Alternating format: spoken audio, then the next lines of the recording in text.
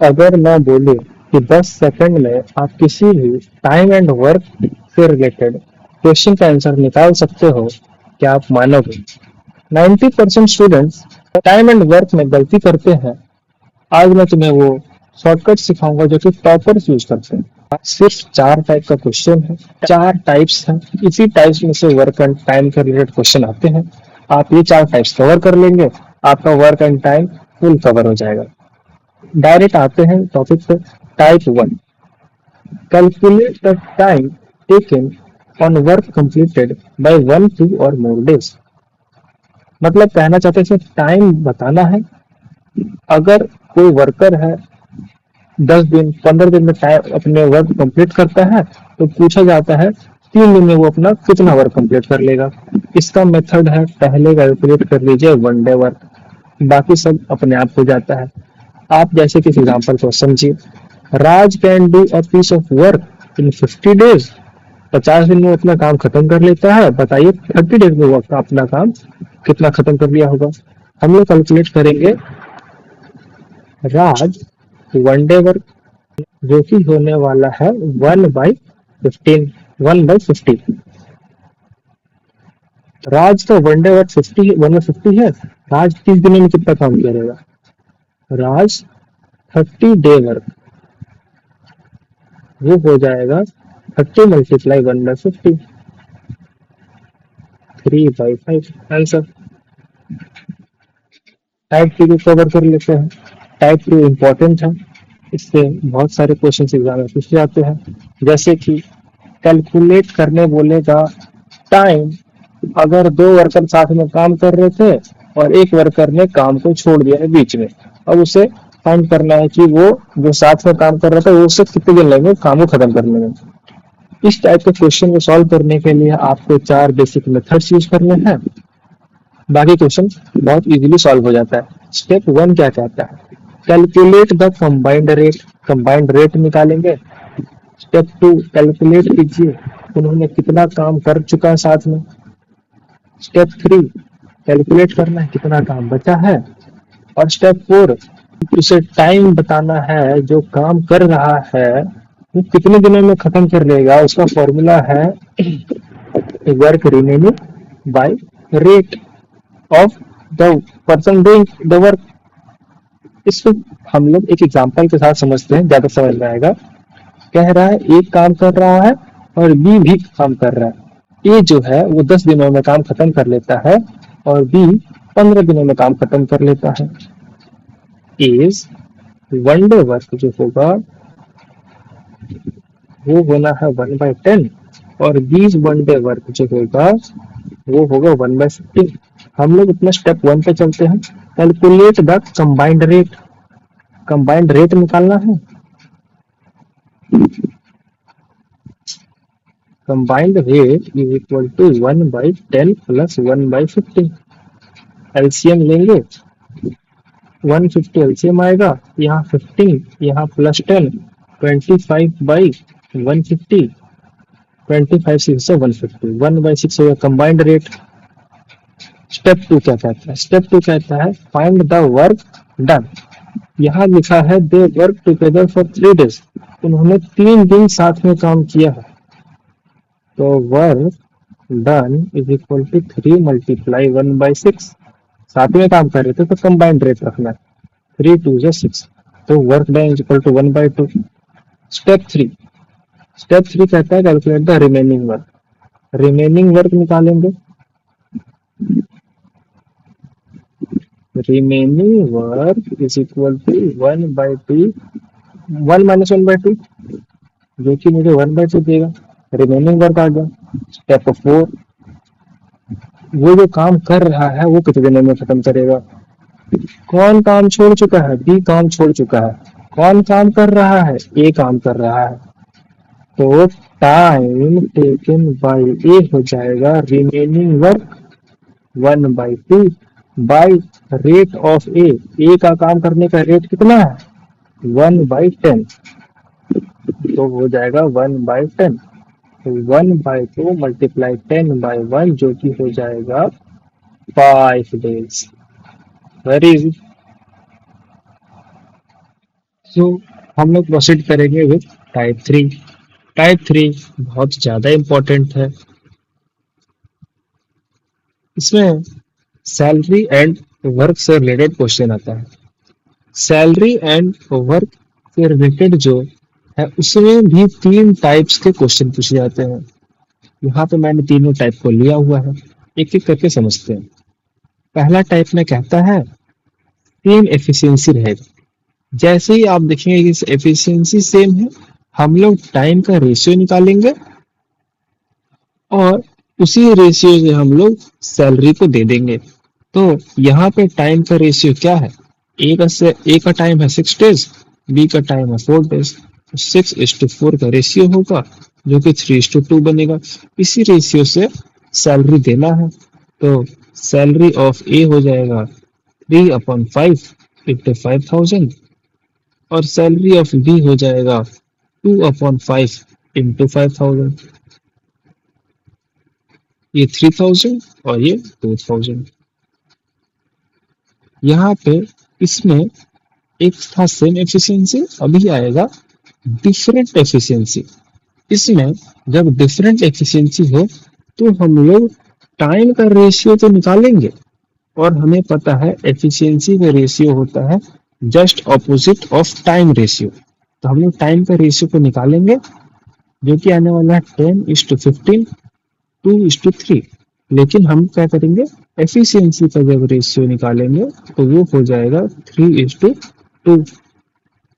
इस रेशियो से सैलरी देना है। सैलरी ऑफ ए हो जाएगा 3/5 इंटू होल सैलरी कितना है 6,000 और सैलरी ऑफ बी हो जाएगा 2/5 इंटू 6,000। यहाँ से हो जाएगा 3,600 और यहाँ से हो जाएगा 2,400। टाइप थ्री को देख लेते हैं। डिफरेंट एफिशिएंसी भी है, डिफरेंट टाइम भी है। यहाँ पे हम एक फॉर्मूला यूज करेंगे, work is equal to rate into time. Work का रेशियो यहाँ पे हमको फाइंड करना है। वर्क का रेशियो फाइंड करेंगे और उस रेशियो से हम सैलरी देंगे। तो work of A is equal to rate of A. Rate of A दिया हुआ है 3 यूनिट्स पर डे और वो टाइम ले रहा है 4 डेज का जो कि होता है 12। वर्क ऑफ बी निकालेंगे, उसका रेट दिया है 2 यूनिट्स पर डे। तो 2 मल्टीप्लाई करेंगे नंबर ऑफ डेज के संग। 6 डेज है तो 12 आएगा। तो work of A is to work of B हो जाएगा 12:12, 1:1। इस रेशियो से सैलरी देना है तो सैलरी ऑफ ए होगा 1/2 into whole salary. Whole salary कितना है 10,000 जो कि होने वाला है 5,000 और सैलरी ऑफ बी हो जाएगा 1/2 इंटू 10,000 जो कि 5,000 होने वाला है। यहाँ पे हम कुछ क्वेश्चन को सॉल्व करने का कोशिश करते हैं। पहला क्वेश्चन कहता है सैम काम खत्म करता है 12 दिनों में, एडम काम खत्म करता है 15 दिनों में। अब अगर दोनों साथ में काम करते हैं तो कितना समय लगेगा? बहुत इजी है। वर्किंग टुगेदर का फॉर्मूला है दोनों का एलसीएम को ऐड करो, दोनों का रेट को ऐड करो। Working together is equal to 1 day work of Sam plus 1 day work of Adam जो कि होगा 1/12 प्लस 1/15। 12 इंटू 15 एलसीएम, यहाँ पे क्रॉस मल्टीप्लाई करके ऐड कर देंगे। Very easy. 27/12 मल्टीप्लाई 15। 3 9 27, 3 5 15, 3 3 9, 3 4 12, 3/20। तो यहाँ पे हमको अगर दोनों साथ में काम करते हैं वर्किंग टुगेदर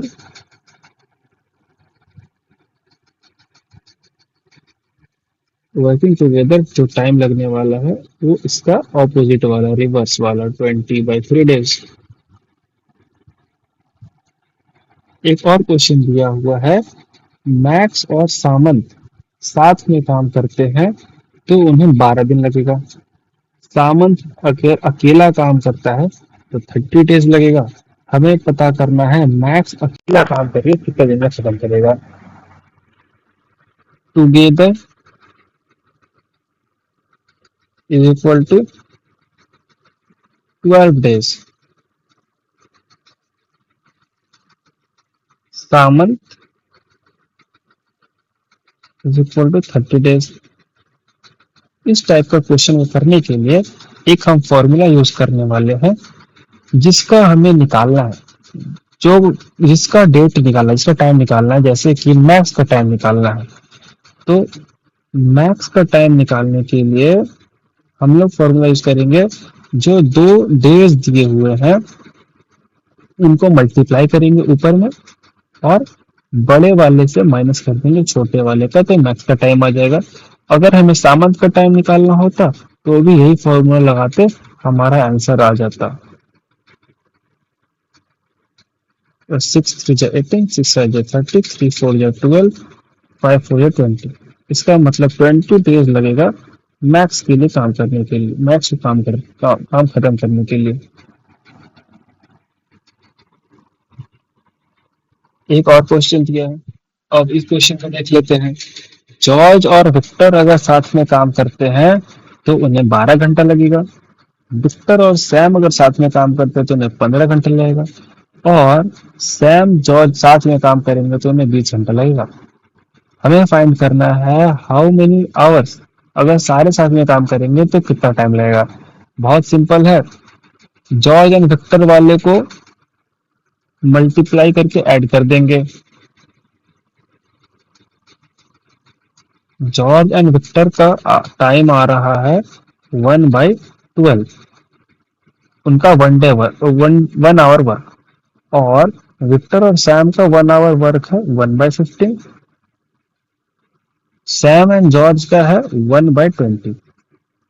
इनका एलसीएम लेंगे, 3 4 जा 12, 3 5 जा 15, 5 1 जा 5, 5 4 जा 20। तो यहाँ पे हो गया मेरा 3 × 5 4 जा 20, 360। यहाँ पे 5, यहाँ पे 4 और यहाँ पे 3। ये हो गया 5 + 4 9 + 3 12/16, यानी कि 1/5 और 5 आवर्स लगेंगे अगर वो सब साथ में काम करेंगे तो।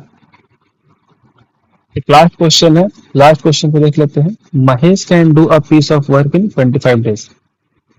महेश 25 डेज।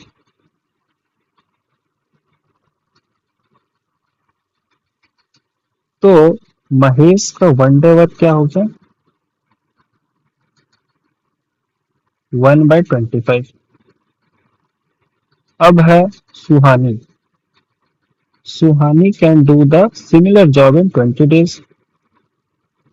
तो सुहानी का 1 डे वर्क हो गया 1/20।